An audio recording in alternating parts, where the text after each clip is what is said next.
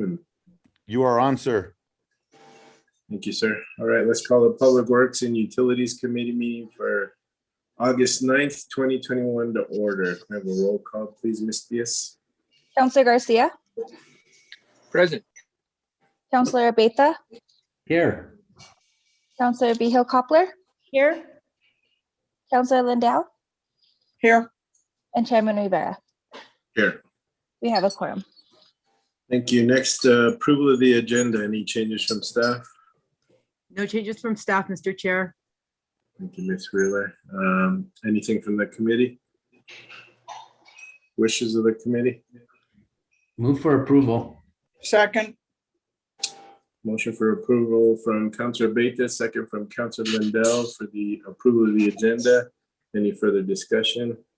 Roll call vote, please, Ms. Diaz. Councilor Garcia, Yes. Councilor Abeta, Yes. Councilor Vihil Coppler, Yes. Councilor Lindell, Yes. and Chairman Rivera. Yes. Motion Next passes. approve. Thank you.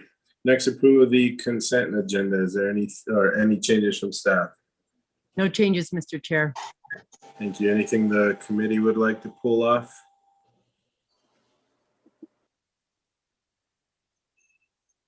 All right, what are the wishes of the committee? Move to approve. Second.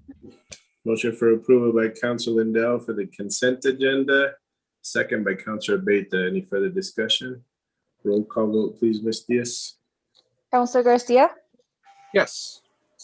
Councilor Abeta, Yes. Councilor Vihil Coppler, Yes. Councilor Lindell, Yes. and Chairman Rivera. Yes. Motion passes. Thank you. Next, approval of the minutes from July 26, 2021. Any changes from staff? No changes, Mr. Chair. Thank you, Ms. Wheeler. Any changes from the committee? Wishes of the committee? Move to approve. We have a motion for approval. I've heard Councilor Lindell and Councilor Garcia, so I'll let Councilor Lindell be the maker of the motion and Councilor Garcia second. Is that okay with you, Councilor Garcia? Yep. All right. Any further discussion? Roll call vote, please, Ms. Diaz. Councilor Garcia, Yes. Councilor Abeta, Yes. Councilor Vihil Coppler, Yes. Councilor Lindell,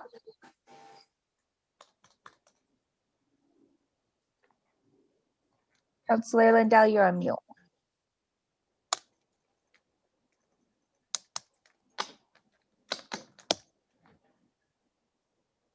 Okay, let's go to the next. Chairman Rivera, Yes.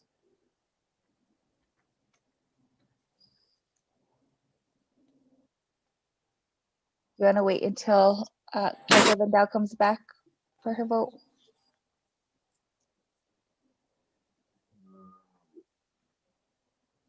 No, I think we have a quorum. We can check with her when she does come back on. Okay, motion approved. Thank you. Sorry, Chair. That's okay. We had a vote on the approval of the minutes. Do you want to vote yes or no? Yes. Thank you. Thank you. Thank you, Ms. Diaz. Next, presentation informational items. We have, or Ms. Diaz, do you want to read A into the record? Yes, let me just get it up. Okay, presentation informational item 6A, update on public utilities employee training for fiscal year 21 fourth quarter. Thank you. Mr. Jones will be presenting. Mr. Jones? Thank you, Mr. Chair, members of the committee.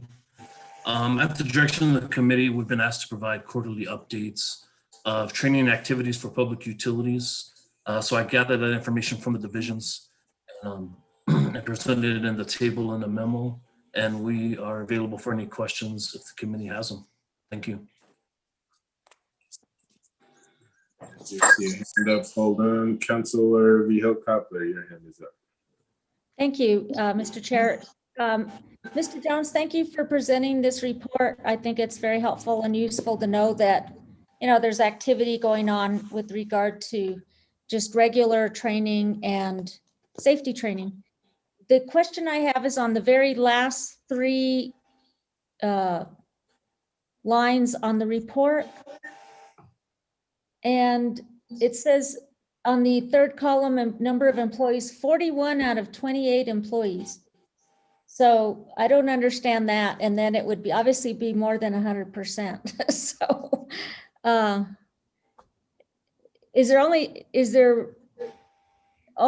that mean that there's 28 employees who must get this training, but you had an onslaught of interest, so people came from all over the country to attend the training?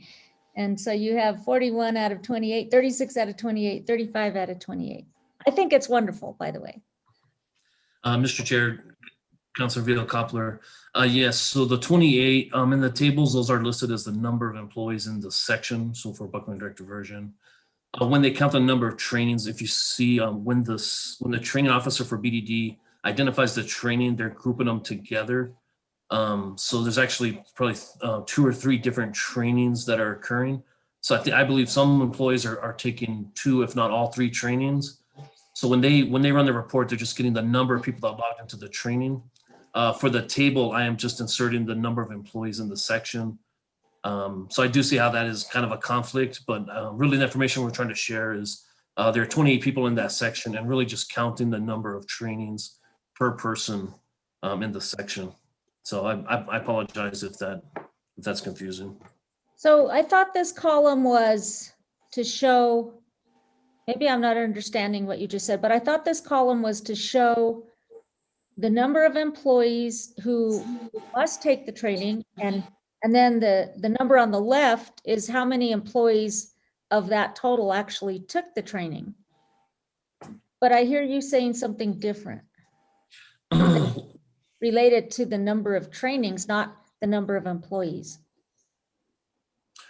Mr. Chair, Councilor Koppler. So again, so the intent is really just to show the amount of trainings that are happening. So it is required that we provide safety trainings, and there's of course development trainings, ethical trainings that are occurring.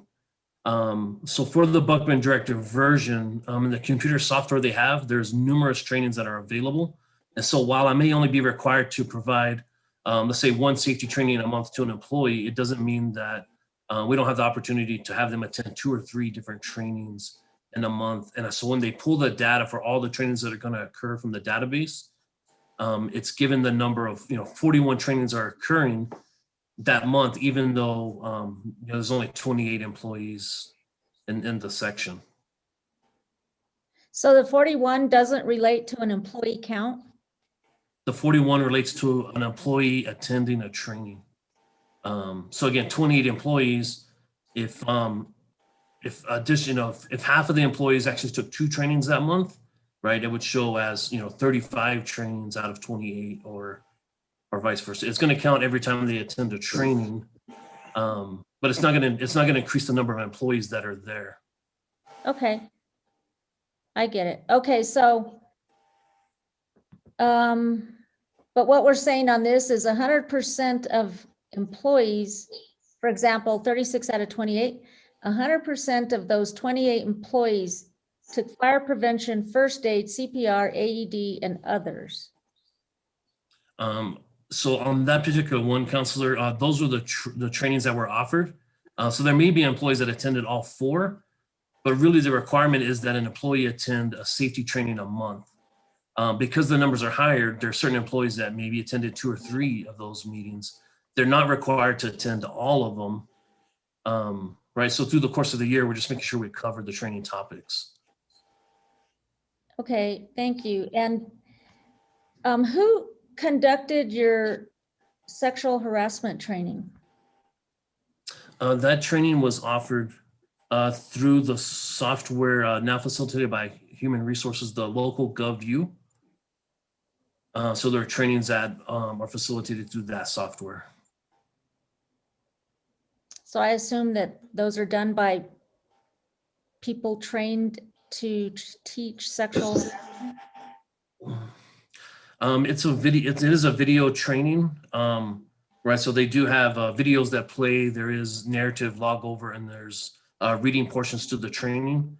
And then, so it takes a little bit over an hour to conduct each of those trainings. And then there's a quiz that you take at the end that you must acquire at least I think a 70 or 80% to pass the training. If your quiz is below that, you go back and you take the training again. Okay, So it's done through the computer. A computer has like recorded training, an online training, and so not necessarily an in-person instructor. okay. Then the other question is, did Barbara Lujan, the safety officer, get a copy of this report? Mr. Chair, Councilor Real-Koppler, to date, she has not, but I will forward that memo. Thank you for that reminder. Okay, thank you. That is all, Mr. Chair. Thank you, Councilor Viejo-Coppler. Any other questions?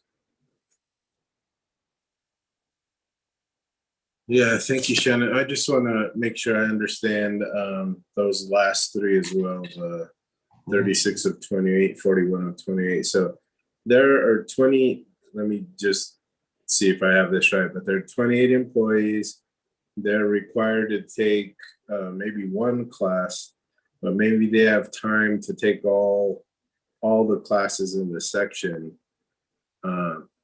Is that what's going on, which makes it then 36 of 28, 41 of 28? That is correct.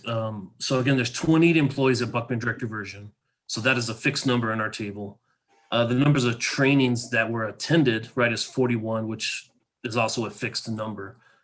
I think as you look back, as these are acquiring, through your assignment, you're logging on the software, you have the ability to take these trainings. Some of the employees may have taken 2 of the trainings in the third quarter, right? And they were accounted for a few months ago in that report.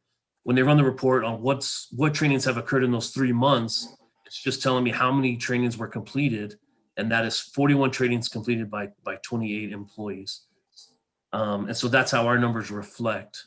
So again, 100% of the staff attended safety meetings in that fourth quarter. Some of them attended more than the 1 or the 3 trainings that were required. All right, now I know a lot of places are moving towards video training. Are any of these still hands-on training? Mr. Chair, I think that's a good question. I believe most of them now, a lot of the trainings are video trainings, but we have started introducing trainings that are conducted by the supervisor. I don't believe we had any consultants come in yet. I believe that we have also tagged in with some from the Office of Emergency Management. There's some training opportunities across the city that we also take advantage of. So I do believe the in-person is slowly kind of being reintroduced. But I would still say a majority now is the online training. So how does CPR and AED work, which requires some hands-on? All right.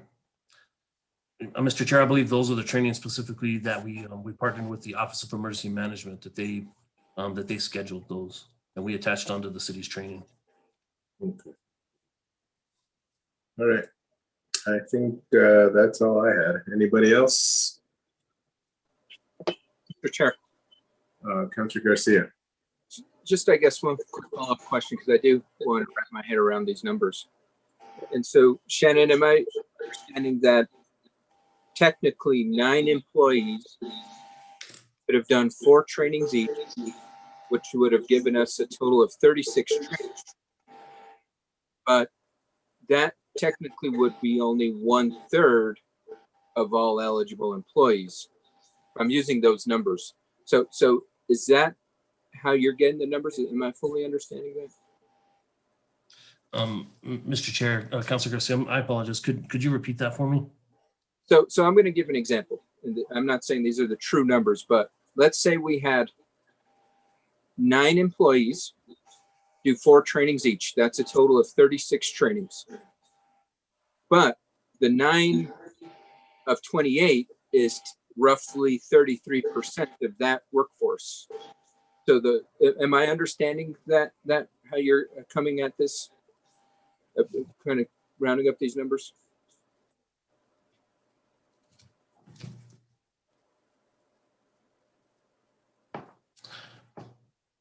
Also, Councilor Garcia, so ultimately, when I send out the template, the managers are uploading the numbers of trainings attended and what the title of the training was and how many people attended. We're populating the table with the number of people in the sections, and it's just straight line math across to make a determination. Because we're reporting quarterly, and really our training, the target is kind of this annual, training to get through. I don't necessarily think that it's linear, right? There could be employees that missed a training because they were off, or maybe doing an emergency repair that either get caught up the following month, or or they took it the quarter before. So because we're reporting quarterly, I don't know that it shows the complete picture of all the trainings. Really, the intent, I believe, is started out with just communicating to the committee the types and titles of the trainings that we're doing, right? What are the types of trainings that we're doing? As it evolved, we've incorporated to include how many employees have attended the trainings. And then from there, it evolved into, well, of the number of employees attended, how does that represent a percentage of the total? So I think our information has kind of been evolving to kind of meet that. So again, I apologize if it creates some confusion, because it's not granular into the details of like naming the employees and what trainings or how many hours they did. It's just really kind of a straight line math of analytical data. So again, if there's a different way I can present it, I'm open to continue to evolve that presentation. Okay, yeah, I think we should further draw out this data, because it can be, and I'm not saying this is the case by any means, Shannon, it could definitely be misrepresented. Hence that the last chart, it's saying total attendance 100%. And just kind of going off the example I gave earlier, where 33% of the folks can do 36 trainings, where it looks like we've well exceeded, but only a third of eligible employees have completed training. And, and I hate for us to be in a position, if we look at, just even a couple lines up, COVID-19 in the workplace, 3 of 3. And I don't know if that's 3 employees, where 1 employee can do it 3 times, the other 2 aren't participating. So I think maybe if we can draw out how many of the 28 actually did a training, whether it's 1, 2, 3, 4, 5, and beyond, how many of the 28 actually participated in the training? It would be a better representation. Or how many of the 8, if I'm looking a couple of lines up, heat stress, how many of the 8 participated in that? Especially given that 1 employee can do multiple trainings, and that could then skew the data in that sense. Right. Mr. Chair, Councilor Garcia, I appreciate that clarification. And the numbers of employees attending the training is the actual number. For the Buckman Director version, the last 3 rows that we talked about, the way the data was presented, there were 3 trainings identified in that row. And so that's why the number exceeded. So not necessarily did an employee attend all 3 of those trainings, but they attended at least 1 of those. So the number of trainings on those 3 columns were right. The rest of the columns is an actual person attending the training, not 1 person doing the training 28 times. 28 people did the training. I did see the number for BDD where 48 trainings occurred for 28 employees. And I'm saying because there was multiple trainings available in that line is what kind of skewed that data a bit. So hopefully that provides a little additional clarification. It does. Thank you so much, Shannon. And is that reflective of any of the other trainings, given that this one is above the staff number and the number of trainings? I know that it doesn't exceed it necessarily on any of the other lines, but I didn't know if that was used as you were accumulating the data. No, only for only the last 3 columns reflected by the Buckman Director version, and it was how the data was presented to me. Okay. Thank you so much for the clarification, Shannon. I appreciate it. No other questions, Mr. Chair. Thank you, Councilor. Any other questions from the committee? All right, seeing none. Thank you, Mr. Jones. Appreciate it. Next, I know Jennifer texted me that she was having some trouble with internet. I think she's on. So she's next. Miss Diaz, can you read that into the record?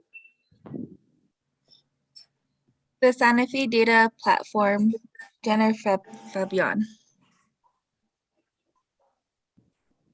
Hello, everyone. Can you all hear me? Yeah, you're a little bit scratchy or a little bit windy, I guess. Yeah, so I had to set up a hotspot, so I'm up on a hill. I can try to shield my microphone. Is that working? Yeah. Let me stop my video. Okay.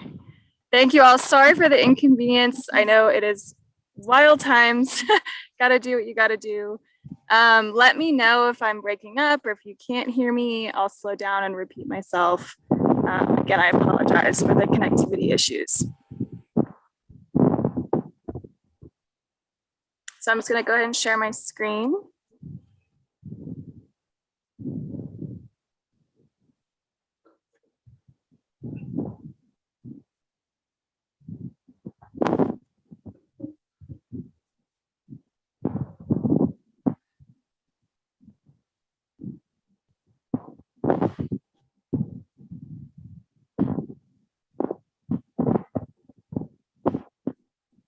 All right. So today I'm going to present to you all the Santa Fe Data Platform. Some of you have seen this already, so bear with me if this is repetitive, but Councilor Rivera thought it was important that I come and present to you all as well as quality of life. So what is the Santa Fe Data Platform? The Santa Fe Data Platform is a shared resource of hundreds of metrics. We have over 200 metrics, and it was really designed to inform public policy decisions, public and private funding sources, as well as be a resource for any kind of decision maker throughout the city. So that includes, you know, small businesses, large businesses, people that are trying to live and work and do business in Santa Fe. So it's a competitive RFI process, and it was basically awarded to two different companies that could provide kind of different services or two different kinds of data to kind of round out the data platform. So I ended up going with My Sidewalk. And My Sidewalk is a mix of conventional data sources. So this is our census data, our labor statistics data, our housing data. And then C-Source is this other company that has this new kind of data, and it's mostly mobility data. So we use cell phone data, other kind of mobility data, and it's all very much anonymous. We're not tracking where you're going. But it kind of lends itself to this real-time mobility data, which is really exciting. So how did the platform come to be? So this started over a year ago. It started really with the Thornburg Foundation convening, establishing the project, and kind of kicking off the entire process. The Santa Fe Community Foundation joined as the major fiscal host, and Cindy Kahn out of Creative Santa Fe became the project manager. After that, they built a coalition, and that's when the city of Santa Fe hopped on board, and Quorum, St. Vincent jumped on. Then we had Meow Wolf, Southwest Care, Con Alma Health Foundation came on as partners as well. So it really is a true public-private partnership. We have foundations, NGOs, government agencies, and true corporations that are joined in on this process. So why did this team essentially set out to create the data platform? So Thornburg commissioned some research a couple of years ago and found that policymakers like you all and their advisors, as well as leadership throughout the city or throughout the state, often don't know what works to improve outcomes. There's not a lot of evidence out there for what actually works. There's also a lack of capacity to undertake effective evidence-based policymaking. So you guys don't have a lot of staff, there's not a lot of time in your schedules, and there's a lack of objective sources and evidence to inform the policy process. So the cards are really stacked against policymakers. And so we wanted to create a dashboard or some kind of policy tool that would enable policymakers, leaders to do this more effectively.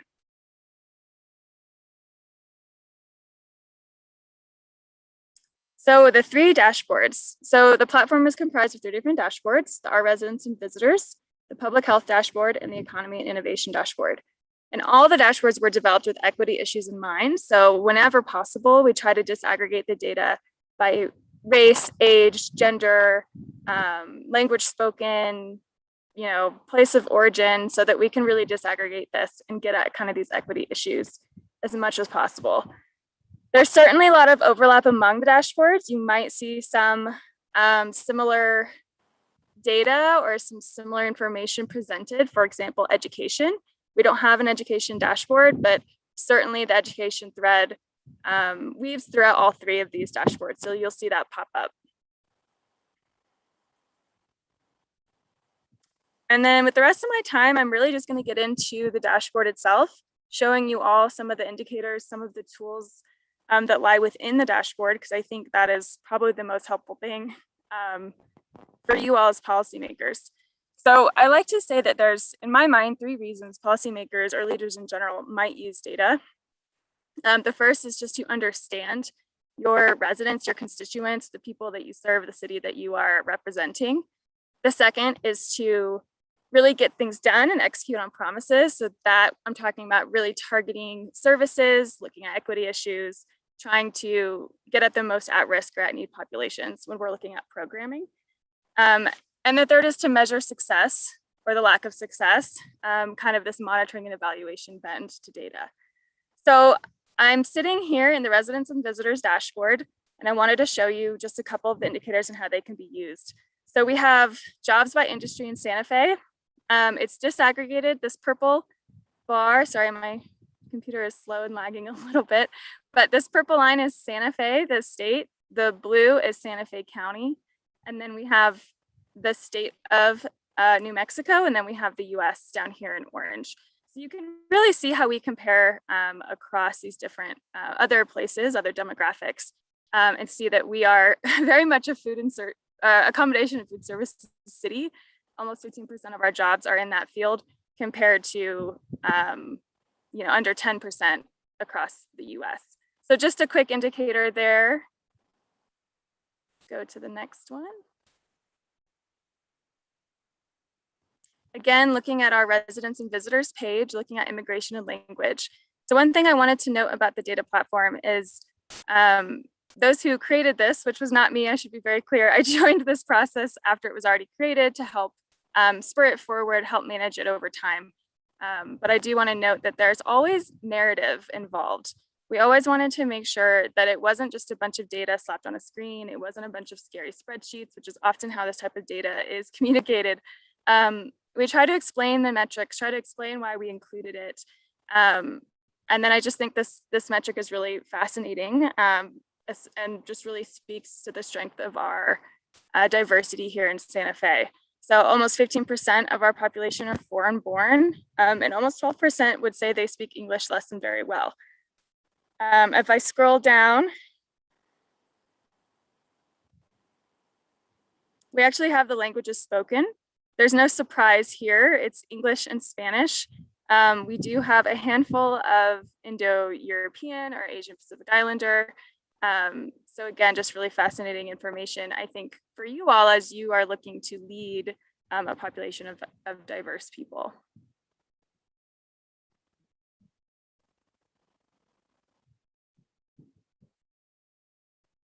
Moving on, this is within the the economy and innovation dashboard. So looking at our small businesses, and I think this again is a very Santa Fe graph. If you look at our establishments by number of employees, we have 2,831 small businesses that are 1 to 4 employees. So we are truly an economy built on small businesses. And small business, I mean, it depends on how you define it, under 500, under 1,000. Most of these are very small or even micro businesses as well. But I think it's really fascinating to see our entrepreneurship at play here in this graph. Then I also wanted to note we have a lot of mapping. We try to display data in different ways so that depending on how you need to use it or how you might interpret data, you could have this data accessible to you. Another thing to note is this little export graph here. It's really important. So anybody using this platform, which we hope is a lot of people, can easily click on this and export these images or these graphs in high resolution PNG or SVG images. So they can throw that into a blog post or into a social media post. If, and Quorum is talking about, healthcare, they can slap a graph into whatever they're talking about, which I think is really, really important. Moving on to the public health dashboard. Insurance rate, when we're looking at tackling COVID, although a lot of the COVID testing and COVID, a lot of the COVID treatment and stuff is not necessarily tied to health insurance. A lot of that is being offered for free. However, there could be some huge correlations between people with health insurance and those willing to get the vaccine or willing to get tested based on their trust in healthcare systems. So we can look at 87 people in Santa Fe have health insurance, but here I think is where the power of the mapping really comes into play. Whoa, look at that. So you can play with it, but just dragging this down, it doesn't want to let me do right now, which is odd. Okay. Basically what we can do here, I'll do it this way,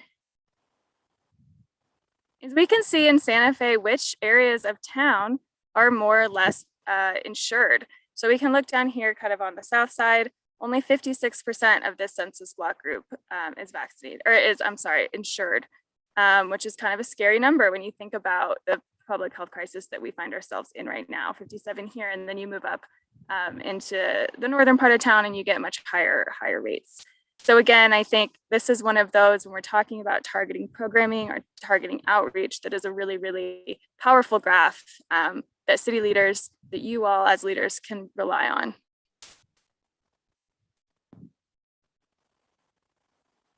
Back to the residents and visitors page. Another one of those indicators that I find really, really fascinating and very, very telling of our community. And I think one that not a lot of people even know that this metric exists is seniors living alone. So we can look at where we have at-risk seniors who might not have someone checking in on them. And again, you look up into some of these older neighborhoods and you can see 50% of our seniors in this neighborhood are living alone, which is pretty shocking. And again, I think is very telling when we're looking at tackling this COVID crisis. Affordable housing.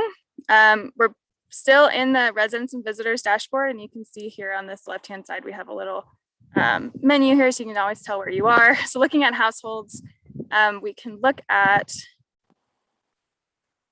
excuse me, our affordable housing. We can see where people are qualifying for low-income housing tax credits, access to internet, which we are working on as I sit here on a hotspot, looking at getting better Wi-Fi and internet options out to our population. There should be two graphs here populating, but they are not, so I will move on. I think this is kind of the graph of the hour. So this is our visitors to Santa Fe. Right now we have it categorized as pre and post COVID because those are the numbers that we have from C-Source. So you can see here, this purple line is 2019. These are kind of what we would say are normal numbers. 2020 is this blue line. So you can see how it tracked with 2019 pretty closely, actually exceeded it until the pandemic hit.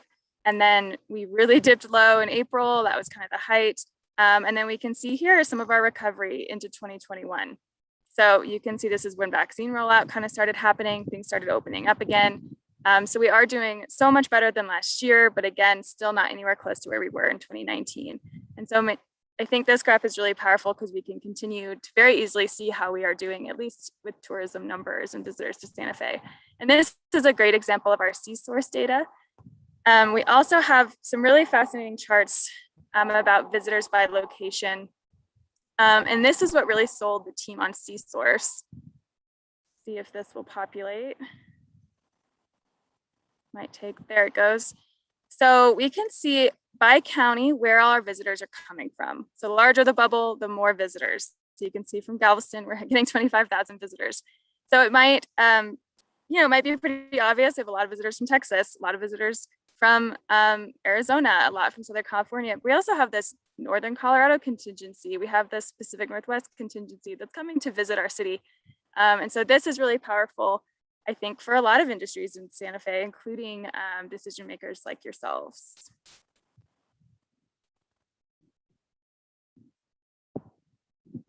The last thing I wanted to show is this. So this is a back end district overview map. This is not on the dashboard. This is a tool that we have kind of developed for you all to look at on your own. Not a lot of people think in districts.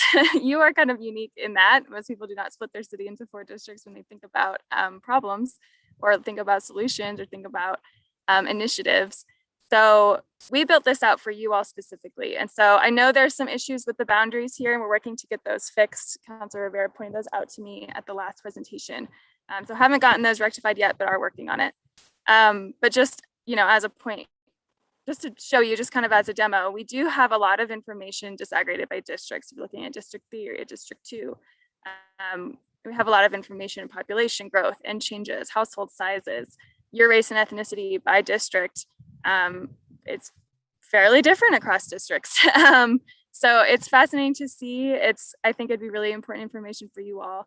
And I think another kind of point I wanted to make was that as your council liaison, I am here very much to pull this information for you. If you have a special project you're working on, if you want me to pull, a whole housing report and pull any information we have on housing, if you're working on legislation around that, or if you're working on legislation around food security, or, aging in place or senior living care, I'm happy to pull whatever I got into a specialized report for you. So that you can better use data when you make decisions or when you're drafting legislation. So I just wanted to quickly move through this and show you some of the stuff that we have available. Again, access to healthy foods, which is determined by distance to a grocery store, educational attainment, and again, all of this we have at the district level. So I'm going to stop sharing. I'm going to stay off of video because I think I will stack myself up for success if I do that with my internet connection. But open for any questions or comments. Thank you, Jennifer, for the presentation and for climbing the mountain you had to internet access. Any questions for Jennifer regarding the platform she just showed? Councilor Lindell. Thank you, Chair. Thank you, Jennifer. So do we have a link to this and how do we start to use it? You said that I noticed on the last part of it, was it My Sidewalk? It seemed like it was a different program than the other one was, the one that was all the district breakdown. Sure. Thank you, Councilor Lindell, Chairperson Rivera. Yeah, so this is available. It's live. You can find it at santafedata.org. Working on getting it highlighted on the homepage. That was something Chairman Rivera wanted us to do after quality of life. Also working on that. Short turnaround here between presentations.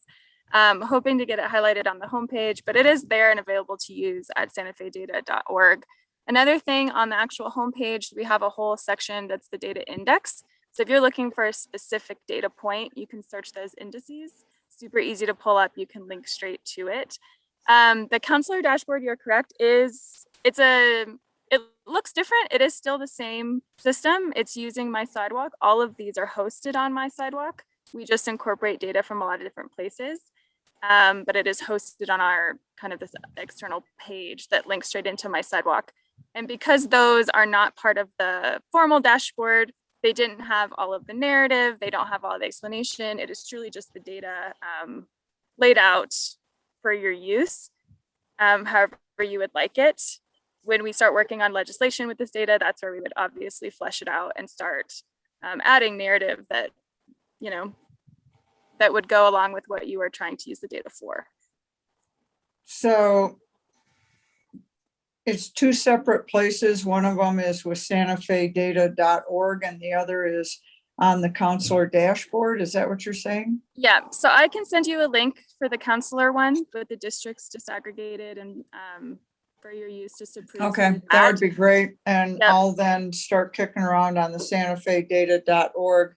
And Sure. I'm sure I'll have a list of questions, but thank you very much. And thanks for the effort. I'm sure this was just an astounding amount of work. Thank you. Thank you so much. I do want to give a shout out to Cindy Kahn and Heather Ballas. Heather is at the Thornburg Foundation. She's one of their good governance policy leaders. And then Cindy Kahn is she was at Creative Santa Fe, but she is our project manager who really spearheaded all of this. And then a ton of partners, like I mentioned, at Meow Wolf and Quorum really funded the public health dashboard. So I had a lot of work on this across the city, which I think is a really powerful testament to where this came from. And just a note on how these decisions were made about what indicators or what data to include, that was very much a group effort as well. So all these different people with all these different perspectives sat down and said, what information do we think we need? What information do we think the community needs?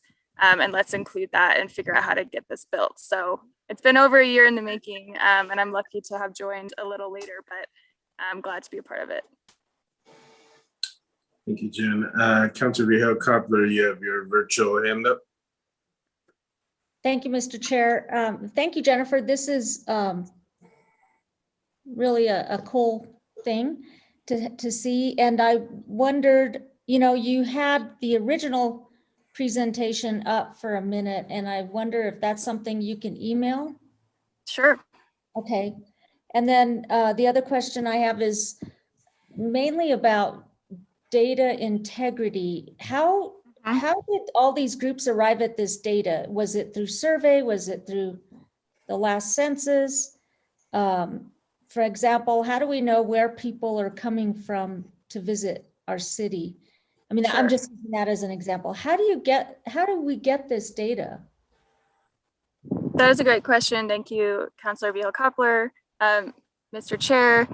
So the My Sidewalk data. So My Sidewalk really is a company that specializes in taking already public data. So this is census data, Bureau of Labor Statistics, HUD data that's already out there for the public to use, but it is usually not presented well. It's usually not specified for your city. There's usually not a lot of narrative involved. So that's what they really specialize in. And so they build these platforms for cities to display data that is relevant for their city. So that's the majority of the data. I would say that's probably 85 to 90% of the data that's on these platforms is mostly census data and ACS 5-year data. The C-source data, which is that mobility data, basically what they do is when people check into places, when they post an Instagram story, when they have their map features turned on, basically all that data is floating around in the interwebs, I guess.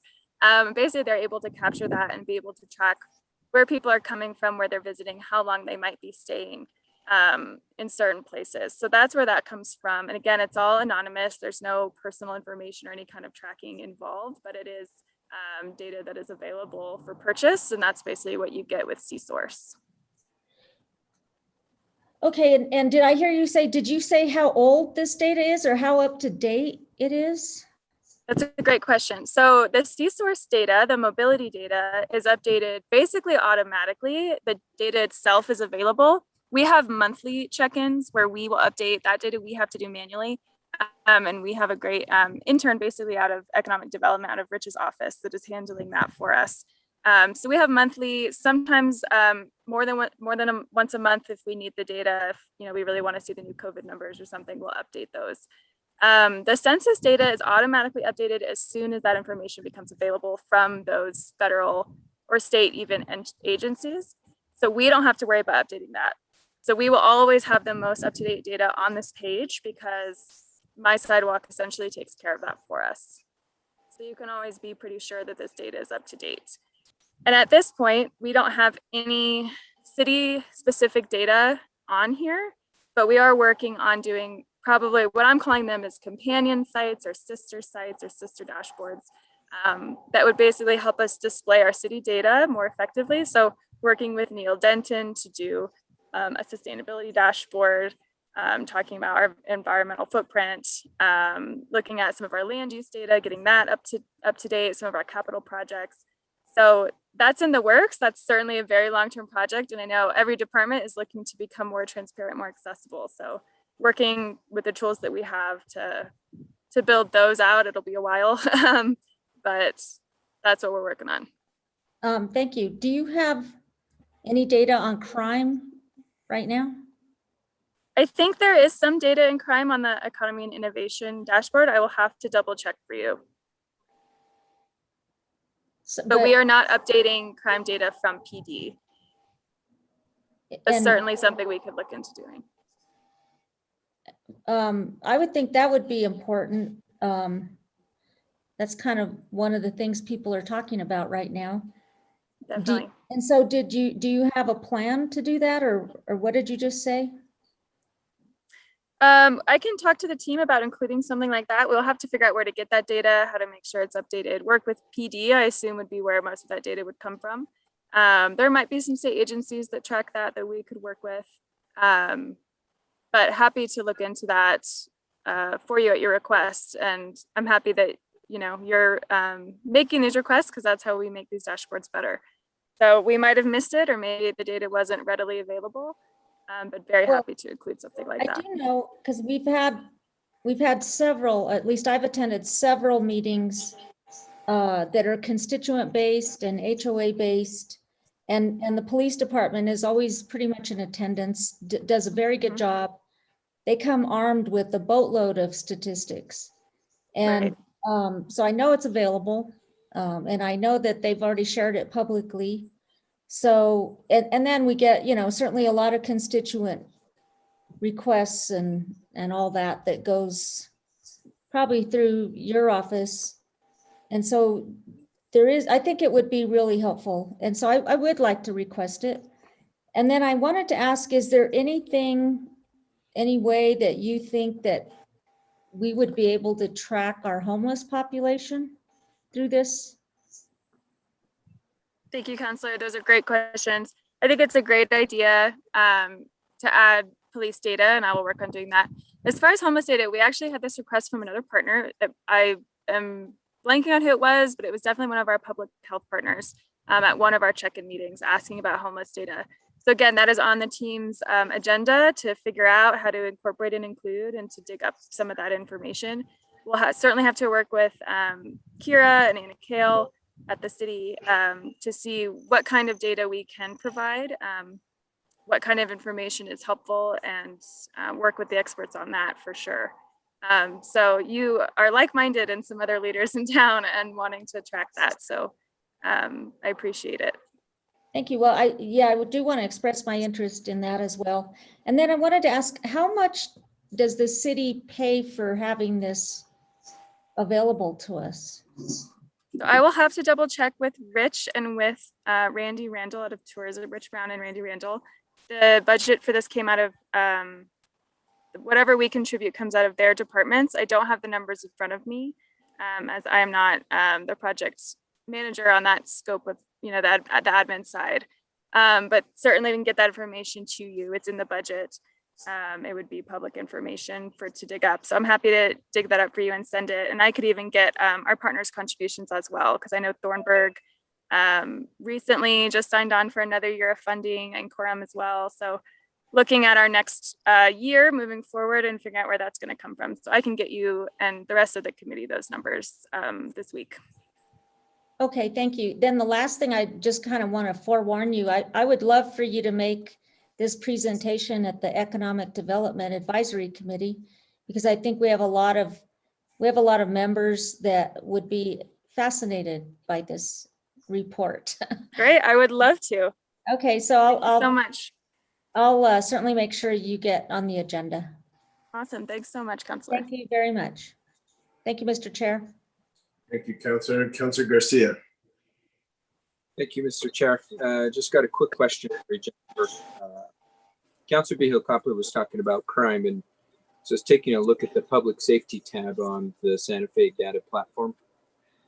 And the first little thing that comes up is violent crime.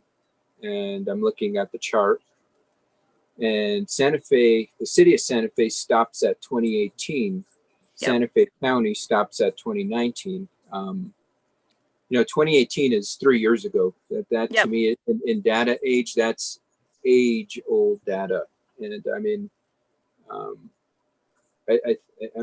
in agreement with Councilor Behill-Coppler that we need to do everything we can to update that to, at minimum, 2020. Because I think I don't want us to be leaving out critical data. If crime's going down, let's showcase that. If crime is going up, let's showcase that and figure out how we can develop strategies to begin to alleviate crime. And I think I don't see that same chart for property crime or any of the others, just the violent crimes. So if we can work to get that data updated to, at minimum 2020, if, hopefully 2021, that would be fantastic. Sure. Thank you, Counselor, for that observation and for that request.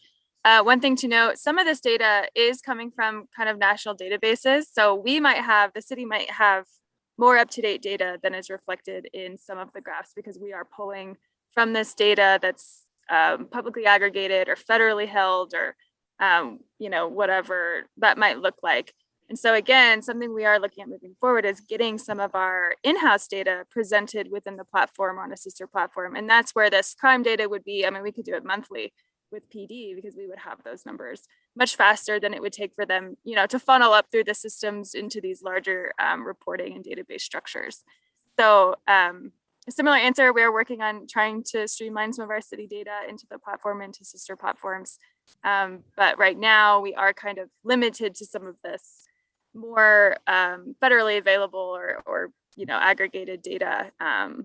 But again, that is in the plan. That is definitely a goal of mine and a goal of a lot of people at the city to get more of that data out there. So I appreciate it. Sure, absolutely. Again, thank you. This is the second go around, and I think every time you present it, learning a little more. This is just a wealth of information having this much data. So thank you for all the work that you and staff have put towards putting this tool together. No other questions, Mr. Chair. Thank you, Councilor Garcia. Mr. Brown, you have your hand up.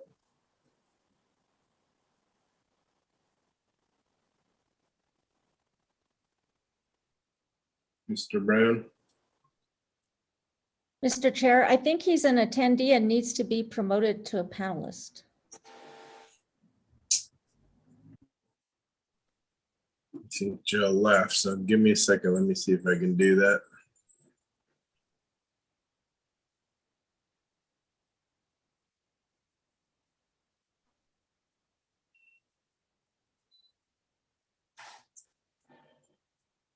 Thank you, Councilor. Mr. Brown, are you able to unmute and speak now? Here we go. Sorry, I Thank have, you. sorry about that, Mr. Chair. I have family in town, so I've been listening on YouTube. If I could, Mr. Chair, I'd like to answer Councilor Vihil-Coppler's question to Jennifer about the cost of my sidewalk, because my sidewalk is the base for our data platform. We call it data visualization. They have about 2,000 data points that you can pull from to use for policymaking, information, data, et cetera. So we use the two tools that they have available. It's about $10,000 a year, and we've been using the tool for about 3 years now. We first started it to build a dashboard for opportunities for opportunity zones so that we could attract possible investment or to have commercial realtors who had shovel-ready projects to get data they might need if someone had investment dollars and wanted to know more about the area they were investing in. When the data platform was built and I was involved in the discussions around what we wanted to feature, I decided to move the dashboard for the opportunity zones into the dashboard to use for the data platform. So that's why everything's consolidated, because that's one of the things you can do with this dashboard. So not only do we have the dashboard that puts together this data platform, we also have access to thousands of reports that we can customize based upon questions we're trying to ask as it relates to economic development or community development. So to Councilor Vihil-Coppler's question, it's about a $10,000 a year licensing fee for my sidewalk, and the other partners pay for the other licenses that come with it. Thank you, Mr. Brown. Did you have a follow-up question, Councilor Vihil-Coppler? Yes, when you say the other partners, are those external partners to the city that you're referring to? Mr. Chair, Councilor Vihil-Coppler, that's correct. Thornburg Foundation and Quorum Community Foundation, they also contribute to the data for C-Source, and they also supplement the My Sidewalk piece to bring this data that we have. Additionally, I'm not sure whether Jennifer spoke about it, but we, excuse me, also have an enterprise tool called ArcGIS, and ArcGIS has all their platforms you could use to visualize data. And I think that Jennifer's been doing a great job of making sure that we can pull data that the ArcGIS system also has. Is that ARC GIS? Or- ARC, Okay, yes. thank you. Mhm. That's all, Mr. Chair. Thank you. Any questions for Mr. Brown? All right, I asked Jennifer to present on this. It's a great start. I think we've all looked for data in the past, and it's great to have it all on one platform, one area where you can go and look at all the data. So that's why I asked her to present to our committee, and I think it's a great start. And I think we had some great questions tonight and some comments tonight on additional things that they may need to look at or want to look at. So really appreciate all the effort so far from Jennifer, Mr. Brown, all the other partners from Anchorum to Southwest Care Center, Meow Wolf, everyone who's Cindy Kahn and her group, anyone who's helped out. I think this is a great platform and will serve us well in the future, as well as other people looking at Santa Fe for various reasons. Could be grant opportunities, could be maybe you're looking to move here and you want to look up Santa Fe. I think this is a great place to come for all your data. So really appreciate all the efforts, Ms. Fabian, and your efforts in even joining us tonight. So thank you. All right, with that, thank you. So with that, we're moving on to item 8. Can you read item A into the record, Ms. Diaz? Yes. Can everyone hear me? Hold on a second. I see Miss Karen Gross with her hand up, and I don't want to leave anybody out. Miss Gross, do I need to promote her too? Yes, please. Thank you, Chairman.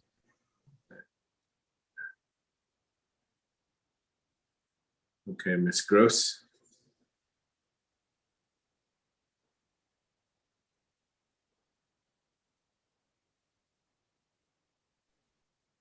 Sorry about the delay on that. Did Ms. Diaz read the item into the record? She was just getting to it. Okay. Okay, thank you. Ms. Diaz, go ahead and read item A into the record. Okay.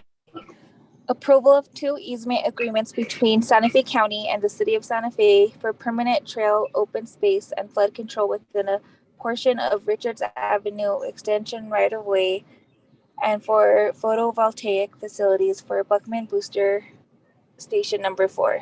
Zoe Eichson. Is it Zoe or Miss Gross that's going to be give us an update, I guess, or background? I will be happy to start, councilors and Chairman Rivera. So we had been talking with the county for a while about an easement agreement for the Buckman Boosters for solar array, and had come to an agreement, a verbal agreement with them last fall. We've been trying to formalize this into a written easement agreement. Recently, we learned from Parks that the county wanted an easement with the city for some land to be part of the trails. And so this was a great opportunity to basically do a swap on the easement agreement. And so Zoe Isaacson and I have been working together to bring this forward to the committees and the governing body for approval. All right, Ms. Isaacson, do you have anything to add to that? Yeah, just to give a little background, I know you guys have it in your packet materials, but just to give a background on the permanent trail easement, it's a total of 1.5 acres that the county is requesting. It's part of the Richards Avenue extension right-of-way, that we have been assured by other groups within the city that at this time, there are no plans for development and that the placement of this trail would not conflict with any infrastructure that's existing in that area. So, you know, the agreement would basically just grant Santa Fe County the land that they would require to access, construct, and maintain this trail, including a pedestrian bridge that would connect individuals living in Agrafia Village and surrounding communities to the Santa Fe Greenway trail system. We feel like this is in the city's best interest to outfit the city or the Santa Fe's Greenway trail system with multiple points of access so that we can just ensure an equitable use of the trail system and give people an off-road transportation option to, you know, connect to different areas throughout Santa Fe, which also is directly in line with our mandate to support a sustainable future for all of Santa Fe. So I think with that, I will open it up for questions. All right, any questions from the committee? Let's see, Councilor Villegas-Coppler, your virtual hand is up. Thank you, Mr. Chair. I just wanted to move to approve this item. Second. Move for approval by Councilor Villegas-Coppler, second by Councilor Lindell. For the discussion. Ms. Isaacson, on I think it's page 17 of 26 of our packet, it looks like the location of easement is from the end of Henry Lynch Road to basically the Santa Fe River. Is that correct? That is correct. It will, and then there will be an adjoining bridge that will take pedestrians and bicyclists across the bridge to connect to the river trail on the north side.